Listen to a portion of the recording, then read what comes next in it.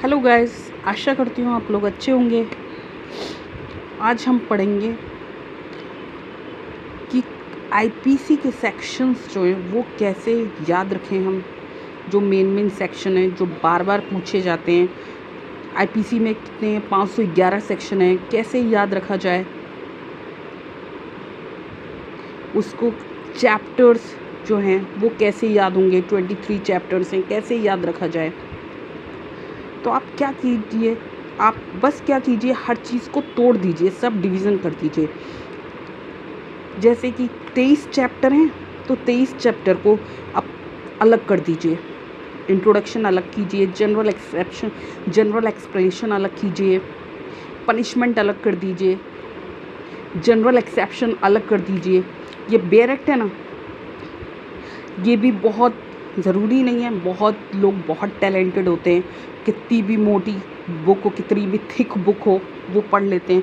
और बहुत होते हैं कि मोटी देख के बुक घबरा जाते हैं। बेयर एक्ट है, बहुत मोटा है, कैसे पढ़ेंगे, इतने सारे सेक्शन है, कैसे याद रखेंगे। तो आप सेक्शनों को भी तोड़ दीजिए। जैसे जनरल एक्सप्लेनेशन जो चैप्टर 2 है, उसमें 6 से 52A तक 52A तक सेक्शन है। उसको आप कैसे याद रखो, उसको भी आप तोड़ दो ना, 5-5 करके पढ़ो, 5-5 करके सीक्वेंस वाइज पढ़ो, 5-5 करके। कैसे नहीं याद रहेगा। 5 आज पढ़ लिया, 5 कल पढ़ लिया, तोड़ के पढ़िए तो आपको। और रिवीज़न जितना भी पढ़िए, रिवीज़न ज़रूर कीजिए। आपने आज पढ़ लिया, आप सोचे 1 हफ्ते बाद हम पढ़ लेंगे, तो ऐसे तो नहीं चलेगा। डेली रिवीज़न करना है जब तक आपका पेपर नहीं हो जाता, या जब तक वो चीज़ आपके दिमाग में बैठ नहीं जाती। कि आप सो भी रहे हो ना, तो वो चीज़ आपको याद, रिकॉल रहे कि आप जैसे ही आपको याद आए सेक्शन 6 आईपीसी का क्या है, तो आपने तुरंत क्लिक किया, definition to be understood subject to exception. तो ऐसे याद रखिए कि आपका माइंड तुरंत क्लिक कर जाए। या आप क्या कीजिए, उसको कोरिलेट कीजिए। क्या है सेक्शन आईपीसी का 6 क्या है, तो सीआरपीसी का क्या है, ऐसे कोरिलेट करके पढ़ेंगे तब भी आपको याद रहेगा, कंफ्यूजन नहीं होगी।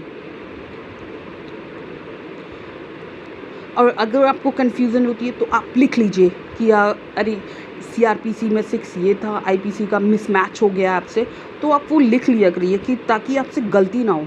और जो भी पढ़े, कोई भी डेफिनेशन है, जैसे 22 है आईपीसी का मूवेबल है, मेंस में बहुत आता है मूवेबल की डेफिनेशन लिखने को। अगर आती है तो उसके आप पॉइंट्स याद रखिए कि क्या क्या पॉइंट्स हैं। थेफ्ट आता है, थेफ्ट में कितने इंग्रेडिएंट्स हैं वो याद रखिए, तो आपको ऐसे याद रहेगा। आप कितना पढ़ोगे, क्या पूरी बेयर थोड़ी ना पढ़ लोगे। या बुक है मिश्रा की, आप पूरी पढ़ लोगे, इतनी मोटी बुक है, क्या क्या पढ़ोगे इसमें। तो उसके जो मेन पॉइंट्स हैं, जो मेन इंग्रेडिएंट्स हैं, वही लिखने होते हैं, वही आपको लिखना है, ठीक। इसलिए इतना कहते टफ मत बनाइए, बहुत इजी वे में, बहुत सिंपल वे में पढ़िए, समझिए और पढ़िए उसे। और जो भी पढ़िए उसे रिवीजन ज़रूर कीजिए। चाहे आप 10 सेक्शन डेली पढ़ते हैं, चाहे 5 सेक्शन डेली पढ़ते हैं, तो डेली पढ़िए, लेकिन पढ़िए और रिवीजन ज़रूर कीजिए जब तक कि आपका वो चीज़, जिस चीज़ पे आपको चाहिए कि मुझे जज बनना है, मुझे आईपीएस बनना है, जो भी आपका टारगेट है, उस टारगेट से जब तक मत हटिएगा जब तक वो आप सिलेक्शन ना ले लें। कोई कुछ भी कहे, इतने साल से आप तैयारी कर रहे हैं, अभी तक कुछ नहीं हुआ, इतना पढ़ा कुछ नहीं हुआ। दुनिया का काम क्या है, आपको कहना, आपको डीमोटिवेट करना। लेकिन आप क्या करना है, आपको सिर्फ अपने फोकस रखना है। आज नहीं हो रहा, कल होगा, ज़रूरी थोड़ी ना है। किसी का लक बहुत अच्छा होता है, हो जाता है, किसी का लक साथ नहीं देता, आज नहीं देता कल देगा, तो देगा ज़रूर। बस आप अपनी चीज़ में ईमानदार रहिए कि हमें ये चीज़ करनी है, चाहे कुछ भी हो जाए। अगर आप उस लगन से डटे रहोगे ना, तो कभी ना कभी आपका सिलेक्शन होगा। एज जा रही है, अब क्या है, क्या करोगे, ये करोगे, कोई कुछ भी कहता है, ठीक है। आप सुन लीजिए, जब भी आपको टाइम मिले आप पढ़ो, चाहे 2 घंटे पढ़ो, 3 घंटे पढ़ो, लेकिन पढ़ो, ज़रूर पढ़ो। और जो चीज़ पढ़ो उसका रिवीज़न ज़रूर करो। अगर मेंस के लिए लिख के देखो, को इतना लिखो कि हाँ वो चीज़ जब आप मेंस में लिख रहोगे ना तो टाइम बहुत कम होता है और आपको वो चीज़ याद रहेगी, आपकी फिंगर अपने आप चलेगी। क्वेश्चन आया मूवेबल प्रॉपर्टी क्या होती है, आपको याद रहेगा, टिप्स याद रहेंगे, आप तुरंत क्वेश्चन अटेम्प्ट कर दोगे और लिख दोगे। तो मैं पढ़ाने जा रही हूँ सेक्शन, बताऊँगी ट्रिक के माध्यम से, जो जो मुझे ट्रिक लगेगी मैं वो आपको समझाती जाऊँगी। देखिए, पहला है इंट्रोडक्शन। हर किसी भी आप कोई भी बेयरक उठा लीजिए, सब में पहला इंट्रोडक्शन ही होता है, ठीक ना। तो पहले में इंट्रोडक्शन क्या है, और पहला सेक्शन हर किसी का यही कहता है कि टाइटल क्या होगा, एक्सटेंट का होगा, कहाँ कहाँ तक कहाँ पे ये लागू होगा। आप सीआरपीसी देख लो, आईपीसी देख लो, एविडेंस देख लो, कोई भी देख लो उठा के, सब पहला सेक्शन यही कहता है। दूसरा क्या है इसका, पनिशमेंट है। Punishment of offence committed with India. Punishment कहाँ मिलेगी, भारत के अंदर। अगर कोई भी ऑफेंस हुआ है वो इंडिया में हुआ है तो उसकी पनिशमेंट कहाँ मिलेगी, इंडिया में। दूसरा पनिशमेंट है विद इन इंडिया है, ये याद रखिएगा। दूसरा क्या है, विद इन इंडिया है। तीसरा क्या है, punishment of offence committed beyond, क्या हुआ है, बाहर हुआ है, बट विच बाई लॉ में बी ट्राइड, लेकिन वो कहाँ ट्राइड किया जाएगा, इंडिया के अंदर, ठीक। दूसरा है पनिशमेंट मिलेगी भारत के अंदर। तीसरा क्या है, बियॉन्ड हुआ है लेकिन उसकी पनिशमेंट क्या है, विद इन इंडिया मिलेगी। अब चौथा क्या है, उसी का एक्सटेंशन है, क्या है, code to extra territorial offence.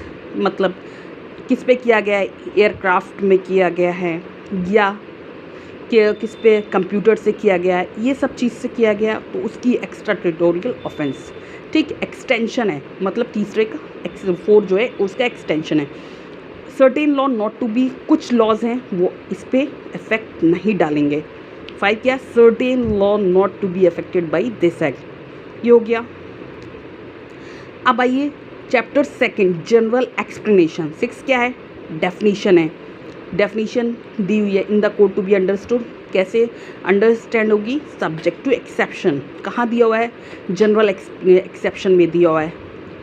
कहाँ से शुरू होता है, 76 से 106 तक। जो जनरल एक्सप्लेनेशन है वो 76 6 वहाँ भी है, 106 6 वहाँ भी है, तो ऐसे आप भूलोगे नहीं। General explanation chapter 4। 7 क्या है, sense of expression once explain. 7 sense of expression once explain. 8 क्या है, जेंडर। 8 याद रखिएगा, जेंडर। 9 क्या है, नंबर। 9 नंबर। 10 में क्या है, मैन एंड वुमेन का। 8 में क्या कहा, जेंडर कहा। जेंडर में कौन आएंगे, पहले जेंडर फिर नंबर। अब हम कहते हैं मैन वुमेन नंबर, जेंडर, फिर 10 में क्या है, man and women. Man women को क्या कहेंगे, हम पर्सन कहेंगे। फिर वो उनको हम क्या कह रहे हैं, पब्लिक कह रहे हैं। 12 में पब्लिक है। 13 रिपील हो चुका है 1950 से। 14 क्या है, सर्वेंट ऑफ गवर्नमेंट। तो 18 क्या होगा, 14 और 18 सर्वेंट ऑफ गवर्नमेंट। 18 क्या, गवर्नमेंट। 15 और 16 रिपील हो चुका है 1937 से। 18 क्या है, इंडिया। 19 देखिएगा, 19 है जज। जज है, जज कहाँ होते हैं, कोर्ट में होते हैं। 20 क्या है, कोर्ट, तो कोर्ट ऑफ जस्टिस हो गया।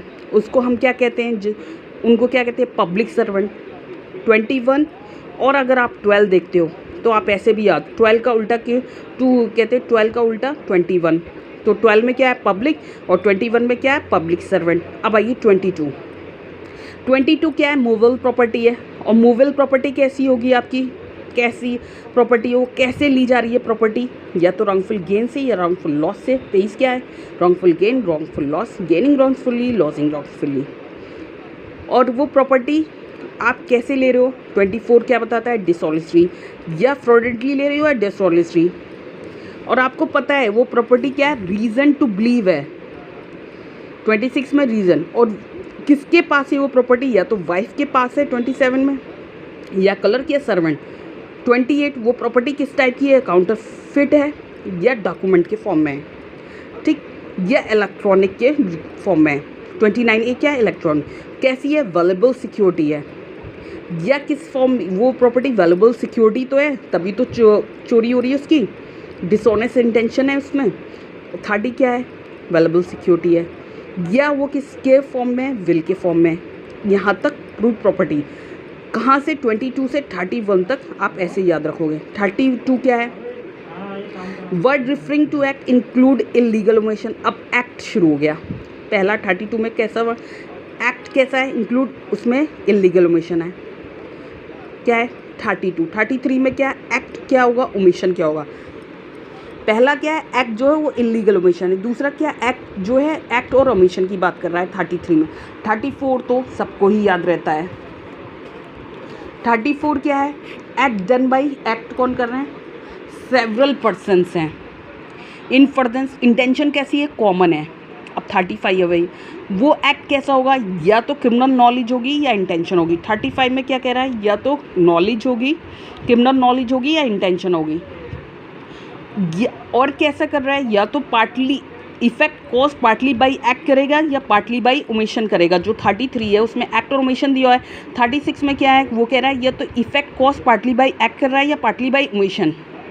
37 में क्या है, cooperation by doing one of several person acting constituting an offence. क्या कर रहा है, कॉन्स्टिट्यूट ऑफेंस कर रहा है, several person, one of several person, ठीक। फिर 38 में क्या है, पर्सन कंसर्न किसमें है, क्रिमिनल एक्ट में, गिल्टी ऑफ डिफरेंट, इसमें कैसा ऑफेंस है, डिफरेंट ऑफेंस है, राइट।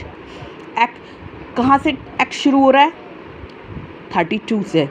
एक्ट कैसा है, लीगल ओमिशन है। 33 में एक्ट और ओमिशन है। 34 में क्या है, सेवरल कहते हैं, सेवरल पर्सन है, क्या, फर्दरेंस ऑफ कॉमन इंटेंशन। 35 में क्या है, आपके पास क्या है, क्रिमिनल नॉलेज है और इंटेंशन है।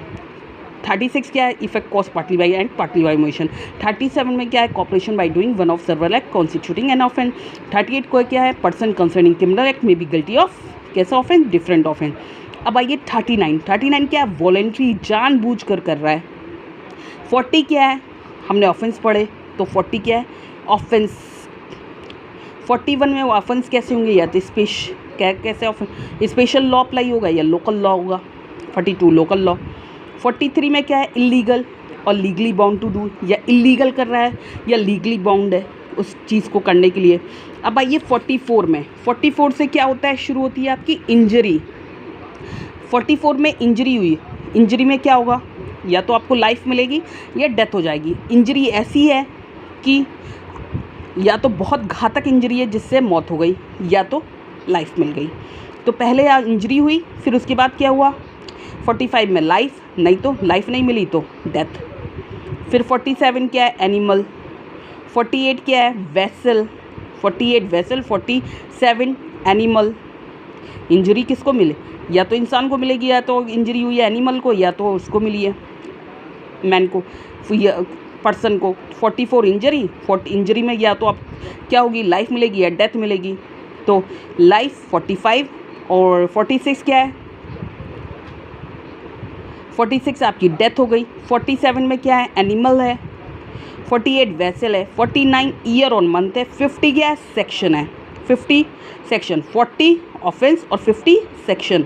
51 में ओथ लेंगे। 52 क्या है, गुड फेथ है, और 52 ए हर्बर, राइट। ऐसे आप याद रखोगे तो याद रहेगा।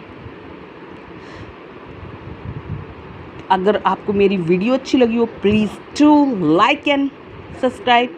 Good bye, take care.